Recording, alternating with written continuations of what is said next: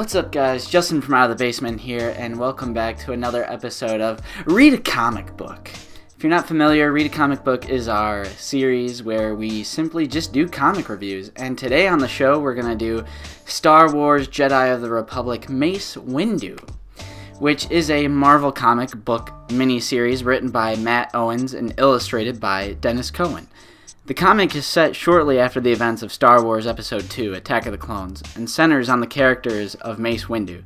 The 5-issue series began publication in August 2017 and concluded on December 27th. Here is the publisher's summary right here. If you want to go ahead and read that, pause it there. And it's Mace Windu. I mean, a lot of people have wondered more about his character since the prequels. He's one of the more mysterious characters. And I really do enjoy the miniseries that Marvel has been publishing as of lately. They did a Darth Maul one, a Captain Phasma one, Mace Windu, and a Thrawn one is coming out in a few months. And I've really enjoyed the miniseries that they've published so far, so I was very eager to get into this one.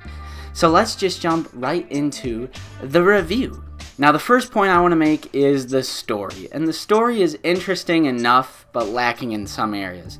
It reminded me a lot of like a Clone Wars episode. The event that happens in this comic, the main storyline, just really reminds me of like an episode from the Clone Wars. And not really like one of the better episodes either, which is kind of disappointing that while the Clone Wars is a really good show, so I'm not saying, oh, it's just like an episode of the Clone Wars, that means it's bad. What I'm saying is this is like an exclusive 5-issue miniseries by Mace Windu, so I wanted something a little more epic than what they gave us.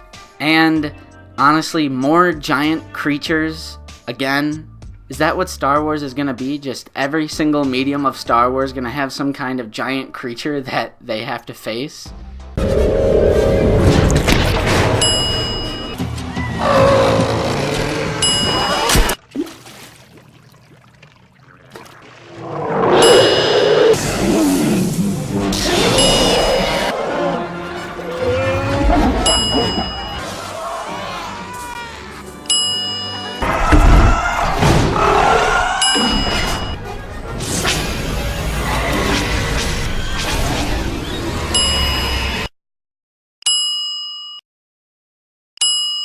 And I wasn't really a fan of the art specifically for Mace Windu and a handful of the other Jedi that were in the comic.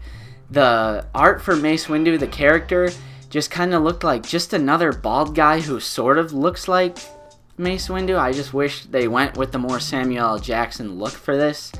Other than that, though, the art was really, really good, especially the lightsaber fight that happens between Mace Windu and a fellow Jedi. The planet that they're on is very like green, foresty, and overall I really did like the art, just except for characters like Yoda or Mace Windu. The character design that they used for this comic was just a little weird. But some things that I really enjoyed about this comic is the fact that it expanded a lot on the Jedi religion or mythology. And they even kind of debunk Grey Jedi, because I know a lot of people modern day are thinking like Grey Jedi is a thing, but Mace Windu straight up says there are no gray areas and explains all that. So, and the only word that was bolded out of that entire text bubble is the word gray, so I was like, I like that. And it expanded on Mace Windu on a character by giving him an awesome backstory, because the first few issues were like okay. The first few issues is what really reminded me of like, oh, this is kind of like a generic Clone Wars episode.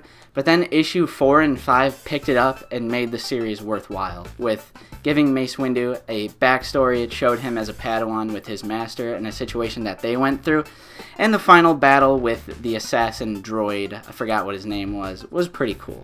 And of course, seeing Kit Fisto again was great. We saw him in Episode 2, Attack of the Clones, Episode 3, Revenge of the Sith for a little bit, rest in peace. And of course, he had some pretty good arcs in the Clone Wars animated series. So it was awesome seeing Kit Fisto again. Just the character design for Kit Fisto is awesome, so it's always good to see him.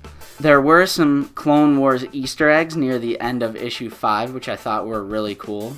And again, it's just the first few issues were kind of slow and uninteresting, but then it really, really picked up during issue 4 and 5. I don't want to really go into spoilers that much, because I think you should read it for yourself and support your local comic book store and comics in general. But that's pretty much how I can sum this up, is that the first few issues, maybe the first 2 or 3 issues were like, but then it really picked up with issue 4 and 5, especially 4.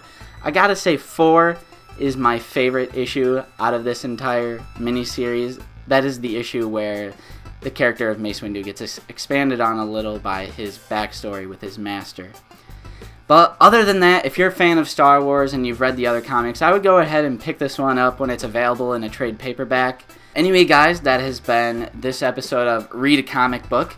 At the end of issue 5 of Mace Windu, it actually teases the cover art for Thrawn, which I believe will be released in February, so look forward to a review of that. That will probably feature me, Nate, and Bucky, because we're all pretty hyped for that. But anyway, guys, if you enjoy comic books, comic book reviews, movies, action figures, collectibles, all that sort of nerdy goodness, we have it all on our channel, so go ahead and like, subscribe, and of course, talk to you guys later.